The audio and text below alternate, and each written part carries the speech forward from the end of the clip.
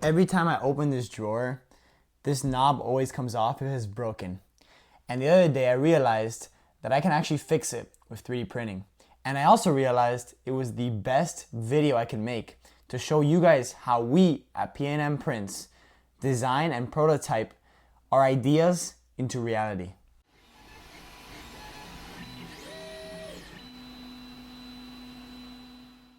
As Michael said in the introduction, today we're going to talk about how to prototype. There's 3 important things that you need to know. There is the element of drawing, the element of measuring, and the element of actually modeling it. To start, there's drawing. Drawing, I'm going to be honest, I'm not the best at it. I'm not really the best at drawing, but it doesn't really matter because I understand what I drew there and I understand sort of the general concept of the elements that I want.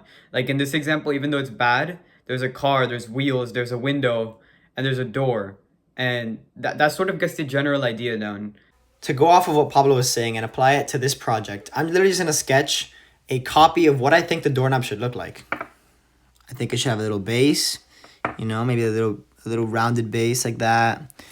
Then it goes out a little bit like that, and then it just has like a big old knob like that, maybe a little fatter on the top.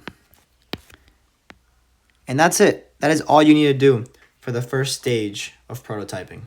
After the drawing phase, there is the measuring phase. And you might be thinking how is that a whole phase on its own? It's literally just that'll probably take a few minutes. And it is super important because it saves you time, it saves you money, and it keeps things proportional.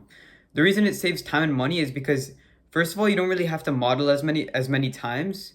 And if you don't have to model as many times and you don't have to make as many iterations, you could just print it once and you'll already have it basically done. And then there's also just times when you want to make something bigger or maybe smaller than it actually is, but you want to keep it proportional.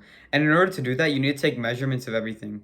Now, you could just do that with calipers, or you could do that with just rulers. Just make sure it's something accurate and make sure that it works.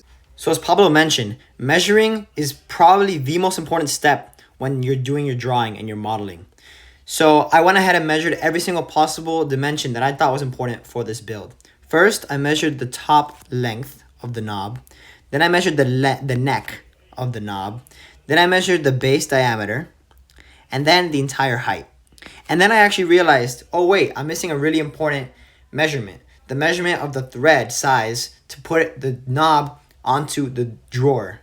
And I realized that was about 8 to 9 millimeters. This was single-handedly the most important measurement, and I almost forgot it. But since we did this drawing and measurement stage, I didn't forget it. And on a separate note, as Pablo said, you can use rulers or calipers for these types of measurements. But I highly recommend you invest in a pair of calipers because calipers allow you to get super precise and exact dimensions. Also, one last thing. I forgot to mention that I also calculated and measured the depth of the thread to be 10.9 millimeters. After you've done the drawing and measuring phase, you can move on to the modeling phase. And this part of the prototyping process is honestly the hardest one. It's the one that requires the most amount of time to get good at, and it's the one that you have to be the most thorough at. On top of that, you have to make a ton of iterations or a ton of prototypes before you get the final product. I've had projects recently where I've had to remodel it 7 times. It's not really a bad thing. That's actually a good thing because the more and more iterations you do, the more and more prototypes you do, the better you become at using these softwares and the quicker you get in the future. So here's a quick little video of Pablo doing the modeling. Now it's time to save this model as an STL file and print it. So the printer finally finished printing after about 45 minutes. And I got a little ahead of myself and I installed it myself already. And as you can tell, it worked on the first prototype we did. It works perfectly fine and it even opens up by itself. And this is why you have to prototype with all 3 of these steps. If we hadn't done one of these steps, we would have probably had to do another prototype and waste 45 minutes and reprint again and waste a bunch of filament that we didn't need to. This is why you need to prototype the right way for the simplest of builds, even if it's just a doorknob.